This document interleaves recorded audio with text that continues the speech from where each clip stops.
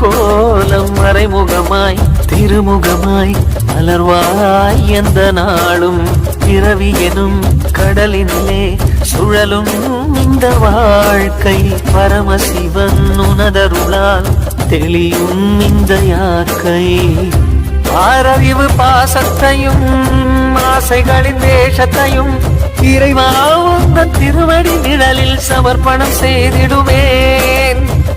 நான் உணரும் தாகத்தையும்